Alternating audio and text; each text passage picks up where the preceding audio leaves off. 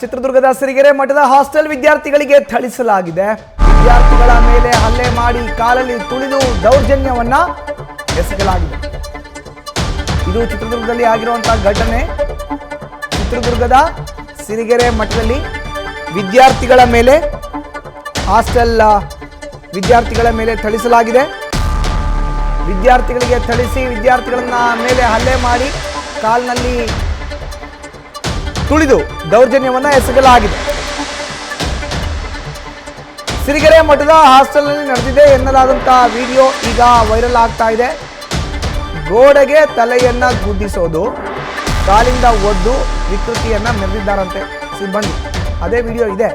ಮಠದ ರವಿಚಂದ್ರ ಎಂಬಾತ ಹಲ್ಲೆ ಮಾಡಿದ್ದಾಗಿ ವಿಡಿಯೋ ಈಗ ವೈರಲ್ ಆಗ್ತಾ ಇದೆ. ಈ ವಿಡಿಯೋ ಆಧರಿಸಿ ಹಾಸ್ಟೆಲ್ಗೆ ಪೊಲೀಸರು ಭೇಟಿ ನೀಡಿ ಪರಿಶೀಲನೆಯನ್ನು ನಡೆಸ್ತಾ ಇದ್ದಾರೆ. ಮಹಿಳಾ ಮತ್ತು ಮಕ್ಕಳ ಕಲ್ಯಾಣ ಇಲಾಖೆ ಡಿಡಿ CWC ಅಧಿಕಾರಿಗಳು ಭೇಟಿಯನ್ನು ನೀಡಿದ್ದಾರೆ. ಘಟನೆ ನಡೆದಂಥ ಜಾಗ, ಹಲ್ಲೆ ಮಾಡಿದ ವ್ಯಕ್ತಿ ಪತ್ತೆಗಾಗಿ ಶೋಧ ಕಾರ್ಯ ಮಾಡಲಾಗ್ತಾ ಇದೆ. ನೋಡಿ, ಒಂದು ಕಡೆ ನಾವು CC ಕ್ಯಾಮ್ರಾದಲ್ಲಿ ನೋಡ್ತಾ ಇದ್ದೀವಿ. CC ಕ್ಯಾಮ್ರಾ ಫುಟೇಜ್ ಇದು. ಅದರಲ್ಲಿ ವಿದ್ಯಾರ್ಥಿಯ ತಲೆಯನ್ನು ಹಿಡ್ಕೊಂಡು ಗೋಡೆಗೆ ಗುದ್ದಿಸಿ ವಿಕೃತಿಯನ್ನು ಮೆರೆದಿದ್ದಾರೆ. ಅದು ಆದ ಮೇಲೆ ಕಾಲಿನಿಂದ ಓದಿದ್ದಾರೆ.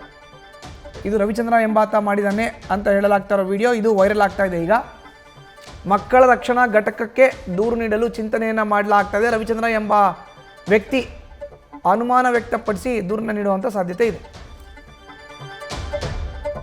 ಹೆಚ್ಚಿನ ಮಾಹಿತಿ ನೀಡ್ತಾರೆ ನಮ್ಮ ಪ್ರತಿನಿಧಿ ರಾಘವೇಂದ್ರ. ಈಗ ದೂರವಾಣಿ ಸಂಪರ್ಕಕ್ಕೆ ಸಿಕ್ಕಿದ್ದಾರೆ. ರಾಘವೇಂದ್ರ, ಇದು ಚಿತ್ರದುರ್ಗದ ಸಿರಿಗೆರೆ ಮಠದ ಹಾಸ್ಟೆಲ್ನಲ್ಲಿ ಆಗಿರುವಂಥ ಒಂದು ವಿಕೃತಿ ಅಂತ ಹೇಳಲಾಗ್ತಾ ಇದೆ. ಯಾವಾಗ ಆಗಿದ್ದು? ರವಿಚಂದ್ರ ಅನ್ನೋರು ಹೇಳ್ತಾರದ್ದು ಏನು?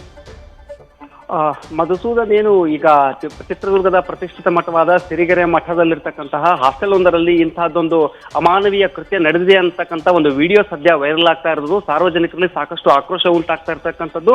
ಮತ್ತೆ ಅದೇ ರೀತಿ ಇಂತಹ ಕೃತ್ಯವನ್ನು ಎಸಗಿದಂತಹ ಅಲ್ಲಿನ ಸಿಬ್ಬಂದಿಯ ವಿರುದ್ಧ ಸಾಕಷ್ಟು ಆಕ್ರೋಶವೂ ಕೂಡ ವ್ಯಕ್ತವಾಗ್ತಾ ಇರತಕ್ಕಂಥದ್ದು. ಏನಂದ್ರೆ ಒಂದು ಮಗುವಿನ ಮೇಲೆ ಯಾವ ಕಾರಣಕ್ಕಾಗಿ ಈ ರೀತಿಯಾಗಿ ಅಮಾನವೀಯತೆ ತೋರಿದ್ದು ಅಂತಂದ್ರೆ, ಒಂದು ಕಾಲಲ್ಲಿ ಒದೆಯೋದಾಗಿರ್ಬೋದು, ಅಥವಾ ಕೂದಲನ್ನ ಹಿಡಿದು ಎಳೆದಾಡಿಯ ಗೋಡೆಗೆ ಟಿಕ್ಕಿ ಹಾಯಿಸುವಂತಹದ್ದಾಗಿರ್ಬೋದು, ಈ ರೀತಿ ವಿಕೃತಿ ಮೆರೆದಿರ್ತಕ್ಕಂಥದ್ದು ಸದ್ಯ ಸಾಕಷ್ಟು ಆಕ್ರೋಶಕ್ಕೆ ಕಾರಣ ಆಗ್ತಾ ಇರತಕ್ಕಂಥದ್ದು.